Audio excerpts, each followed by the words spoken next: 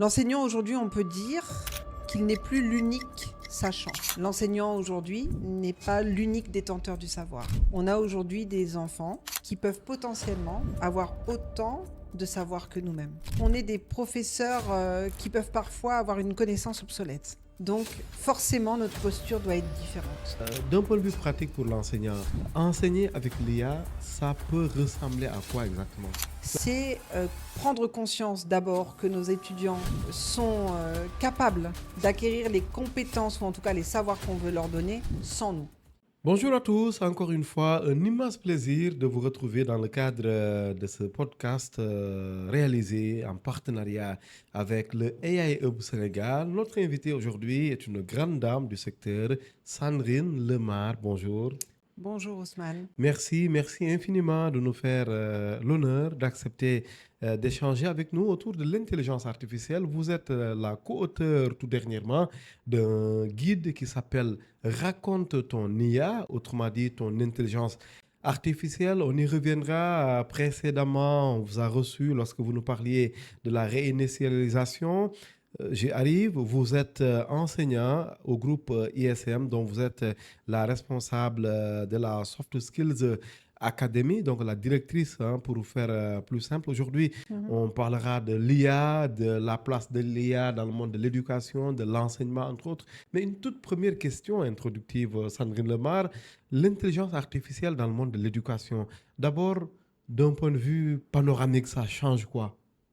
Alors d'abord, merci pour l'invitation. C'est un plaisir. Merci beaucoup. D'un point de vue panoramique dont tu parles, bien évidemment, ça change tout. Puisqu'aujourd'hui, l'intelligence artificielle entre dans les cartables de nos enfants, de nos élèves, et il entre aussi dans les outils du professeur. Donc forcément, ça va nous inviter à nous repenser, à la fois dans nos modalités de transmission et dans les modalités d'évaluation de nos élèves. Et ça va demander aussi à l'élève de revoir son mode de fonctionnement et son mode d'apprentissage. Donc oui, l'IA va nous inviter en tout cas à nous réinventer. Une question épistémologique, je peux le dire comme ça, parce que par ailleurs, je reçois une spécialiste de sociologie, de psychologie, entre autres. Une question épistémologique par rapport à l'IA. Avant, on avait un professeur avec une tête pleine qui arrive dans une salle de classe, qui délivre le savoir, qui le partage, qui le transmet. Maintenant, on est dans un contexte où, juste à travers le téléphone, mais on peut avoir des millions et des millions de contenus. Ouais. Ça change quoi? Ça change. D'abord, ça nous interpelle sur notre posture d'enseignant. Je suis moi-même enseignante. Que reste-t-il de l'enseignant et de l'enseignement, autrement dit? L'enseignant, aujourd'hui, on peut dire qu'il n'est plus l'unique sachant. L'enseignant, aujourd'hui, n'est pas l'unique détenteur du savoir.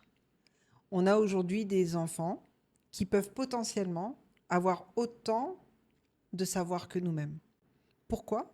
Parce qu'en effet, tout le savoir est disponible aujourd'hui. Donc, l'enseignant doit se réinventer, je le disais tout à l'heure, je me répète, mais doit revoir sa posture. Comme tu l'as dit, on a toujours eu cette image de l'enseignant omnipotent, à la limite omniscient, détenteur, omniprésent, oui. Détenteur de la connaissance. Maintenant, je pense que nous devons être dans une posture d'humilité, parce que même le savoir que l'on a aujourd'hui est obsolète demain. Donc, surtout avec l'IA. Surtout avec l'IA. Donc, on est des professeurs qui peuvent parfois avoir une connaissance obsolète. Donc, forcément, notre posture doit être différente. C'est d'ailleurs dans ce cadre-là et dans les réflexions que je mène, au-delà même de mon travail de sociologue, mais en tant que praticienne de l'enseignement, de moi-même me réinventer au quotidien. Et ça, en fait, je le fais en ce qui me concerne. C'est ce que tu appelles la réinitialisation? C'est ce que j'appelle la réinitialisation, oui. Depuis 2019, depuis la Covid. Je pense que ça a été pour le monde entier une étape essentielle dans cette idée de se réinventer et de se réinitialiser. La Covid-19 nous a enfermés. En tant que praticienne, en tant qu'enseignante, la Covid-19 nous a tous demandé d'enseigner à distance, de revoir notre approche de notre classe, de revoir nos modalités d'évaluation en ligne. Donc déjà, là, c'était les prémices quand même d'une réinitialisation de nos métiers. Aujourd'hui, ça s'est encore plus j'allais dire aggravé, mais c'est pas grave, hein, puisque c'est le chemin du monde. Ils sont accentués alors. Ça s'est accentué avec l'intelligence artificielle qui nous a et qui pense aujourd'hui perturbe beaucoup nos systèmes éducatifs, en particulier au Sénégal, puisque comme à un moment donné, on avait eu à le dire dans d'autres émissions qu'on a fait ensemble, Oui. l'outil numérique est arrivé dans nos vies sans forcément qu'on sache s'en servir. Aujourd'hui, l'intelligence artificielle est un outil nouveau dont la plupart des enseignants ne maîtrisent pas, ni les tenants ni les aboutissants, ce qui est le cas aussi de l'élève. Très bien, on y reviendra. Le ministère de l'Éducation nationale a lancé dernièrement un vaste programme pour accompagner un peu l'adoption de l'intelligence artificielle dans le monde éducatif, par les enseignants notamment. Aujourd'hui, concrètement, vous disiez tout à l'heure que vous êtes une praticienne. Oui. On va rentrer de plein pied dans les aspects pratiques maintenant de l'IA. D'un point de vue pratique pour l'enseignant, enseigner avec l'IA, ça peut ressembler à quoi exactement? Si on essaie de retracer un peu les principales étapes. Alors, enseigner avec l'IA, alors bon, moi j'enseigne au niveau supérieur. Donc c'est, je pense, C'est différent différent. dans l'enseignement primaire secondaire. Mais déjà dans l'enseignement supérieur, être un enseignant à l'ère de l'IA, c'est prendre conscience d'abord que nos étudiants sont capables d'acquérir les compétences ou en tout cas les savoirs qu'on veut leur donner sans nous. Donc ça déjà c'est un élément à mon avis essentiel. De savoir que ce que je vais transmettre à mes étudiants, si je leur fais un cours, je dis n'importe quoi en sociologie des réseaux sociaux, si je leur annonce le thème de l'enseignement que je vais leur dispenser, ils peuvent la veille travailler sur le C'est sujet. ça. C'est d'ailleurs comme ça que je procède, moi. Mhm. C'est-à-dire que je sais d'ores et déjà ce que je veux enseigner à mes étudiants et je ne veux pas qu'ils soient simplement des consommateurs de ma prise de parole.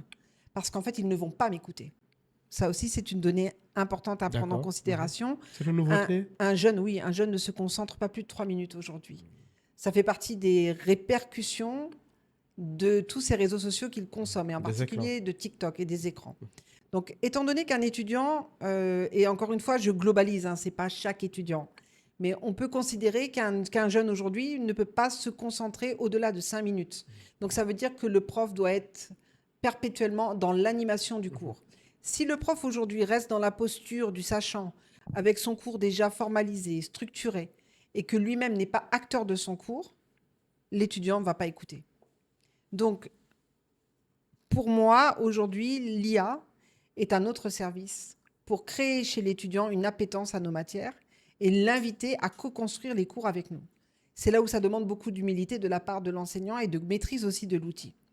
Si je fais un cours, comme je le disais tout à l'heure, je vais d'abord annoncer la couleur du thème que je vais traiter et je vais d'abord inviter mes étudiants à travailler en amont de mon cours pour qu'on co-anime le cours ensemble. Je viens bien évidemment avec mon savoir, eux viennent avec le savoir qu'ils ont amassé et ensemble on co-construit le cours. Donc c'est vraiment ça nous demande en tous les cas de nous mettre pratiquement à la même hauteur que nos étudiants, en sachant bien évidemment que l'auteur qui est la nôtre, celle d'avoir eu des diplômes, d'avoir de l'expérience, nous permet d'enrichir ce qu'ils vont, eux, sortir de l'IA sans avoir jamais pratiqué. Autre chose aussi, c'est au-delà de la salle de cours, je pense qu'aujourd'hui, l'IA nous invite à réinvestir l'extérieur. Aujourd'hui, l'enseignement se passe, selon moi, hors les murs. Si l'enseignement se fait dans les murs, il se fait dans les murs avec l'IA à notre service. S'il se fait hors les murs, c'est justement pour nous déconnecter et voir la vie. Très bien.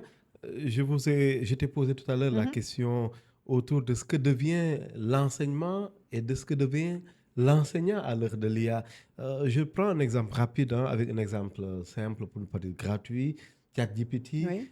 Par exemple, un cours que Sandrine Lemar doit donner à l'ISM autour de la Révolution française, de, je ne sais plus, 1789 ou quelque chose comme ça.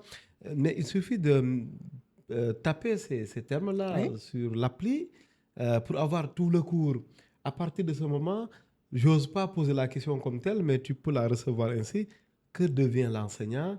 Garde-t-il toujours son importance de toujours? L'enseignant est justement, et c'est là où c'est essentiel de le comprendre, l'enseignant est plus qu'utile aujourd'hui. Je pense qu'à un moment donné, on ne s'est pas assez questionné sur notre rôle. Notre rôle, c'est de l'humain. Un enseignant est en interaction avec ses élèves. Ça, un outil numérique ne pourra pas le faire. Donc, non, on ne peut pas simplement apprendre dans le numérique. L'apprentissage, c'est l'interaction humaine. C'est comme la vie en société. Une salle de classe est une forme de société dans laquelle on apprend à vivre ensemble, dans laquelle on apprend à être créatif, dans laquelle on apprend à développer un esprit critique. Aujourd'hui, l'enseignant est un semeur du changement. Il n'est pas forcément quelqu'un qui va transmettre un savoir, mais il va accompagner l'étudiant dans l'acquisition du savoir qu'il peut avoir au-delà de lui-même. J'espère que c'est clair ce que je dis. Très bien. En tous les cas, il va devoir, l'enseignant aujourd'hui, aider l'étudiant à avoir un esprit, je parle des étudiants, Oui. à avoir un esprit critique, à pouvoir construire sa propre analyse d'un sujet, à pouvoir avoir du recul sur la donnée et surtout à pouvoir analyser le vrai du faux. C'est là où on attend l'enseignant, tu n'es pas sans savoir que dans le digital, on trouve tout et n'importe quoi. Très bien, mais, Voilà. mais justement, on peut attendre aussi l'enseignant sur ce terrain-là, sérier par exemple, trier, parce que Internet, l'IA, c'est vraiment un océan de savoir, et l'étudiant ou l'élève doit se retrouver par rapport à tout cela, dans tout cela, disons. Et c'est pour ça que parfois, je pense qu'on va trop vite. On intègre l'IA dans nos parcours académiques, c'est très bien. Mais d'abord, il faut que les gens sachent ce que c'est que l'IA. Tu vois un peu ? D'accord. Là, on parle de l'IA, de l'IA, de l'IA. On a encore aujourd'hui de nombreux analphabètes numériques et des analphabètes tout court dans notre pays. Donc, je pense que très souvent, on prend les choses un peu à l'envers. C'est ça. Je pense qu'avant même d'introduire l'IA, on aurait dû faire un diagnostic déjà de qui sait utiliser déjà l'outil numérique parmi le corps enseignant. Parce que l'enseignant, c'est là où se joue sa plus-value. Il doit être capable, lui, parce qu'il maîtrise l'outil, d'accompagner l'élève, d'accompagner l'étudiant à une utilisation avertie de l'outil. L'IA doit l'augmenter, comme on dit. Oui, il doit l'augmenter ou en tout cas doit... Alors, j'aime pas le mot augmenter D'accord. parce que je pense qu'on est assez augmenté. Et je pense pas qu'un outil nous augmente. Mais je pense que nous, on doit absolument le connaître, cet outil, parce que nous, en tant qu'enseignants, n'oublions pas qu'un enseignant est un guide. Le guide dans différents contextes. Le contexte d'aujourd'hui, c'est de guider un enfant, un jeune, dans l'acquisition de connaissances. Je ne peux accompagner et guider quelqu'un dans l'acquisition de connaissances si moi-même, je suis capable d'utiliser l'outil que je vais préconiser dans mes enseignements. Et c'est là aussi où se pose la question intergénérationnelle. Entre cette génération aujourd'hui, la génération Y et la génération Alpha, 2010, qui sont des enfants nés dans le digital, nés dans l'outil numérique, qui le connaissent, mais qui ne le maîtrisent pas. Là où beaucoup d'enseignants sont de la génération X. Alors, cette génération-là ne connaît pas du tout l'outil. Tout à fait. Tu vois. On va prolonger notre réflexion. J'aimerais bien qu'on s'arrête d'ailleurs sur les revers de l'intelligence artificielle parce qu'il y en a beaucoup avec Nicolas Poussiel, que dernièrement on en a parlé. On est également revenu sur les définitions et les applications de l'IA. Mais avec l'IA, à l'heure de l'IA, on voit que le phénomène de la triche prend une ampleur aussi inattendue que l'ampleur de l'IA elle-même. Comment faire face à tout cela, ces contenus-là augmentés avec l'IA, par exemple? Oui, et tu vois, c'est là où on n'a pas compris ce que c'était que l'IA. Tu parles de triche alors qu'on est en train de nous dire que l'IA va nous permettre d'avancer. C'est pas en trichant qu'on avance. Justement. Donc, c'est là où j'insiste sur le fait qu'on ne l'a pas expliqué. On reparlera tout à l'heure, je pense, du guide. Moi, je tiens à préciser que je ne suis pas du tout une spécialiste de l'IA. Bien sûr. Je suis sociologue et je regarde l'impact de tous ces outils numériques dans la vie de la société de façon générale. Et cet œil-là, c'est cet œil-là de l'observateur qu'on a besoin ici.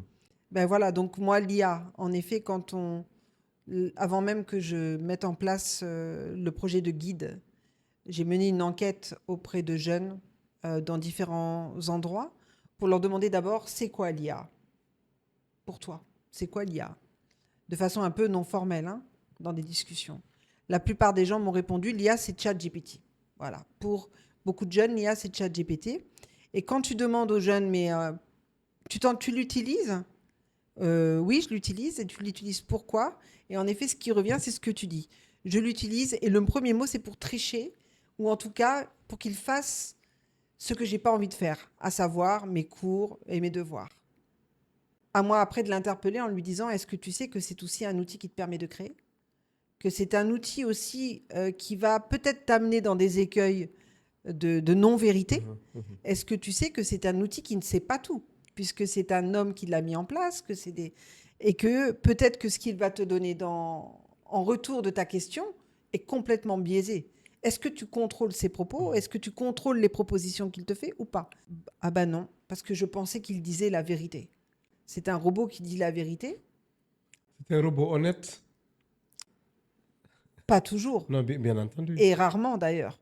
C'est un robot qui nous permet d'aller peut-être plus vite, qui nous permet de gagner en efficacité sur certains travaux, si tant est déjà que nous ayons un savoir. Encore une fois, pour moi, un jeune qui va dans l'IA trop vite, c'est pas du tout raisonnable. Parce qu'encore une fois, nous, en tant qu'enseignants, c'est ça qu'on doit travailler aujourd'hui, permettre à l'élève qui va utiliser l'IA de comprendre ce que c'est d'abord et d'avoir un esprit critique. On ne peut se servir de l'IA que si on est capable de la corriger. Parce que l'IA, si on ne peut pas la corriger, n'est pas véridique. Et c'est ça, en fait, qu'il faut leur expliquer. Et c'est d'abord aussi aux enseignants qui vont devoir pratiquer dans l'IA aujourd'hui, qu'il va falloir faire un énorme travail, surtout chez nous, où, encore une fois, on a de nombreux analphabètes numériques. On a dernièrement fait un panel, je m'excuse, je leur donne la parole après, allez. Avec la COSIDEP, justement, par rapport à cette volonté d'intégrer l'IA. Et c'est une très, très bonne chose. On ne peut pas non plus être en dehors du temps. Oui. Jamais. Parce que sinon, on est en dehors du temps, d'autres sont dans le temps. Mais en fait, ce qu'on s'était rendu compte, c'est que, et le public était là le jour où on a fait ce panel, il y a un monsieur qui s'est exprimé en disant, écoutez, moi, je ne comprends pas de quoi vous parlez depuis tout à l'heure. Vous parlez d'IA dans le système éducatif. Moi, mon fils est venu me parler de l'IA. Je ne comprends rien. Il m'a montré ChatGPT. Mais même moi, je ne sais pas ouvrir un mail. C'est un papa qui a la cinquantaine. Ce n'est pas non plus un vieux monsieur. C'est un papa dakarois. Donc, il y a la réalité... C'est un jeune, en fait. C'est un jeune. Ouais. Et c'est la réalité dakaroise. Donc, je ne sais pas trop dans les autres régions, puisque je n'évolue pas dans le système éducatif dans les autres régions, ce que ça pourra donner. Alors, très bien. Il nous reste quelques 5 minutes. Oui. J'aimerais d'abord qu'on s'arrête un peu sur l'authenticité et la propriété des contenus à l'heure de l'IA pour un enseignant. En fait, le plus difficile, c'est quand, par exemple, moi, enseignant, je donne un sujet à mes élèves, un devoir peut-être à faire à la maison, et le lendemain, on me sert tout un ensemble de contenus, donc de devoirs faits à la maison. Comment je peux m'assurer que ce qui est produit par les élèves a vraiment été produit par ces élèves-là? Alors, c'est là que je reviens sur les modalités d'évaluation. Aujourd'hui, tu ne peux pas évaluer un élève sur un devoir qu'il fait chez lui. Non. Donc, c'est ça que ça va nous demander. Ça va nous demander même de revoir nos modalités d'évaluation. Tout évolue, en fait. Tout évolue. Je pense qu'en effet, à mon avis, pour moi, pour ce qui me concerne, je peux faire travailler les étudiants, mais je sais très bien qu'ils vont travailler avec ChatGPT, je le sais. Forcément. C'est évident. Ils vont revenir, ça sera que du ChatGPT. Mais moi, en fait, quand ils viennent dans ma salle, je ne les interroge pas sur ce qu'ils ont fait. Autrement dit, ce ne sera pas un devoir du genre « Comment s'appelle le président de la République du Sénégal ?» Pas du tout. Ce ne sera pas ça. Pas du tout. C'est de la réflexion. C'est de la réflexion. En fait, c'est de les mettre en pratique. Vous avez bossé hier chez vous, très bien. Aujourd'hui, on se met en groupe et on fait un travail en présentiel, en salle. Ou alors, on sort et on fait un travail à l'extérieur, hors les murs. 2 minutes pour entrer de plein pied dans ce guide IA. Raconte ton IA. Ça se passe comment? C'est quoi le contenu de ce guide-là? Alors, rapidement, Raconte ton IA est dans la continuité du projet de la réinitialisation que je mène depuis 5 ans. Alors c'est intéressant de voir qu'il sort en même temps pratiquement que les nouvelles orientations du ministre. Ce n'est pas du tout voulu. On a travaillé sur ce guide depuis 4 mois. Une coïncidence? Une vraie coïncidence, à croire que c'est... De toute façon, c'est le cœur de l'actualité. Oui, forcément. Forcément. Tout le monde s'y retrouve. Tout le monde s'y retrouve. Donc c'était en fait, avant même que le ministère ne fasse cette déclaration-là, permettre en tout cas à des gens de raconter l'IA et surtout de lancer un débat intergénérationnel. Moi, j'ai voulu en fait coécrire ce guide que j'ai conçu de A à Z avec 2 jeunes de la génération génération Z, pardon, c'est moi X. J'ai voulu co-construire ce guide avec 2 jeunes de la génération Z et avec l'IA aussi. Donc l'IA est partie prenante de la rédaction du guide. Est un auteur. Est un auteur, co-auteur du guide. Ouais. Donc, on est parti de l'idée de créer un outil simple qui permette de lancer le débat et de développer des débats dans des familles, dans des classes. Donc, on a deux jeunes personnages, deux jeunes Sénégalais, une petite fille et un petit garçon de 15 ans et 13 ans, qui vont échanger, qui vont raconter leur IA. Et dans ce guide, après avoir lu les interactions de ces jeunes, on invite ceux qui lisent ces interactions-là à raconter leur propre IA. Donc, les deux jeunes qui ont travaillé avec moi, Zeynab s'est chargée des illustrations du guide. Donc, toutes les illustrations ont été faites sur une tablette par elle-même, par ses mains. Et Ranto, qui a écrit les scripts, a coécrit les scripts avec ChatGPT. Pour moi, c'était intéressant de voir à quel point ils vont galérer à faire ce guide. Parce qu'ils ont galéré. Parce qu'en fait, ils se sont rendus compte que l'IA est incapable de produire un script avec de l'émotion, un script accolé à nos réalités sénégalo-sénégalaises. Donc que l'IA, en fait, et c'est ça que je voulais démontrer, elle est intéressante, elle nous fait peut-être gagner en efficacité, mais elle est incapable de faire sans nous. Elle est riche de ses biais aussi, n'est-ce Elle pas? est riche de ses biais. Comme on dit. Et en fait, ce guide-là, vraiment, c'est un guide en 15 parties où on aborde la question de l'amour aussi, parce qu'il faut savoir aujourd'hui qu'on a des jeunes qui échangent sur ChatGPT et qui font de ChatGPT un confident. On pense que c'est simplement en Europe ou aux États-Unis. Non, au Sénégal, même les jeunes demandent à l'IA tout et n'importe quoi. Draguer notamment- avec l'IA, Ils ça draguent donne plus de l'IA. chance? Draguer Draguer avec l'IA, l'IA, pas forcément, mais échanger c'est pas une sur... bonne idée? Je ne pense pas. Mais en tous les cas, échanger sur nos pérégrinations personnelles avec l'IA, c'est courant. Très bien, juste 2 minutes pour finir. Merci. Sandrine Lemar, directrice de la Soft Skills Academy du groupe ISM, est notre invitée aujourd'hui dans le cadre de ce podcast avec le AI Hub Sénégal.